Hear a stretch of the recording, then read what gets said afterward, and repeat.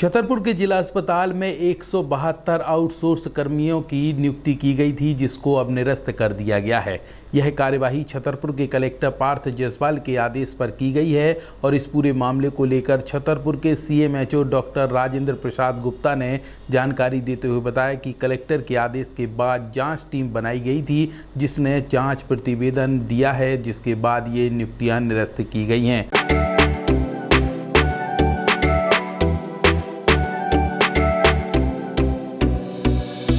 इस खबर के प्रायोजक हैं बनी ठनी ब्यूटी, जहां पर दुल्हन मेकअप, वाटरप्रूफ मेकअप, लहंगे, कॉस्मेटिक सामग्री, डिजाइनिंग ब्लाउज, बुटीक इत्यादि का काम किया जाता है।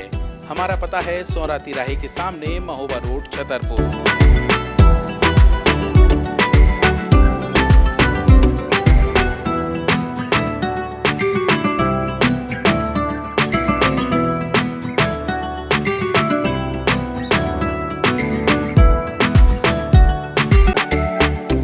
आगामी समय में सैडमैप के माध्यम से नियुक्तियां की जाएंगी। नौगांव अस्पताल में नियुक्ति को लेकर पदस्थ मुकेश रिछारिया ने बताया कि उन्हें विज्ञापन के माध्यम से सूचना मिली थी, जिस पर उन्होंने अपना ये फार्म फिल किया था और उसके बाद उनकी नियुक्ति की गई थी, लेकिन अचानक नोटिस कल मिला और उन्हें नौकरी से हटा दिया गया। करीब 3 माह तक मुकेश यहाँ पे नौकरी कर चुका है और उसके बाद अचानक पता नहीं किन कारणों से नौकरी से निकाल दिया गया। इस दौरान मुकेश क्या कर रहे हैं, पहले ये सुनिए, फिर उसके बाद आपको सुनवाएंगे सीएमएचओ डॉक्टर राजेंद्र प्रसाद गुप्ता को। हमने छतरपुर में सीएचसी हॉस्पिटल में विज्ञापन देखा। विज्ञापन के आधार पर हमने डॉक्यूमेंट्स जमा किए 10। फिर हमारा इंटरव्यू हुआ। इंटरव्यू के बाद हमको नियुक्ति लेटर मिला। उसके बाद हमने नौगांव में ज्वाइन किया। आपको हटाया क्यों गया? हमको बिना कोई जानकारी के हटा दिया गया। कल रात को उन्होंने नोटिस दिया कि आपको संस्था से बाहर कर दिया गया, जबकि हमारा पूरे स्टाफ ने बहुत अच्छे से काम किया। 3 माह हम लोगों ने कार्य किया, कोई शिकायत नहीं हुई। हम लोग गरीब फैमिली से बिलोंग करते हैं, फिर भी कोई जानकारी के हमको यहाँ से निरस्त कर दिया गया। हम चाहते हैं श्रीमान जी से कि दोबारा हमको फिर से में नियुक्त किया जाए। तो आप लोगों ने इधर मुकेश रिछारिया को सुना, जिन्होंने 3 माह नौकरी की है, अब उन्हें नौकरी से निकाल दिया गया है। आउटसोर्स का ये कर्मचारी है और पूरे ज़िले में 172 आउटसोर्स कर्मचारियों को बाहर का रास्ता दिखा दिया गया। अब यहाँ पे सैडमैप के माध्यम से नई भर्तियाँ की जाएंगी और ये 172 कर्मचारी भी उसमें पार्टिसिपेट कर सकते हैं। अगर वो उस पात्र लायक होंगे तो उन्हें नौकरी पर रखा जाएगा। इस दौरान सीएमएचओ क्या जानकारी दे रहे हैं, यह सुन लीजिए।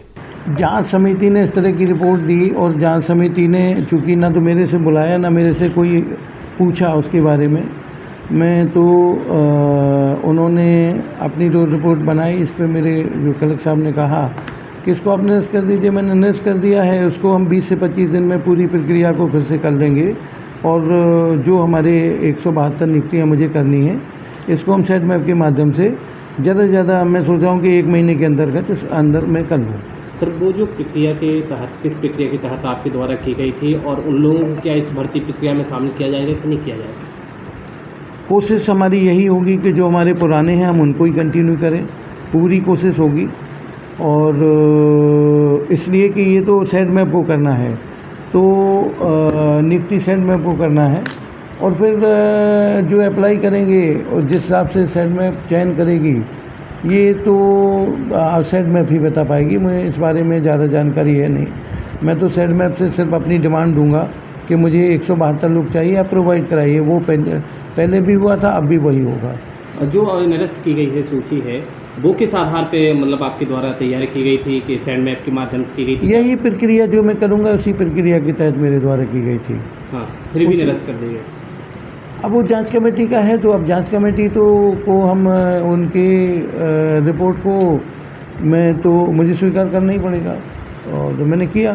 तो जिन लोगों को निरस्तीकरण का अभी आदेश मिला है, तो क्या वो क्या करना चाहिए उन लोगों को? यदि उनका निरस्त हो गया है तो क्या वो उनको दोबारा मिल पाएगी कि नहीं मिल पाएगी? बिल्कुल अप्लाई करेंगे, मिलेगी। उसका तो सैडमैप पे अप्लाई कर दे, मिल जाएगी।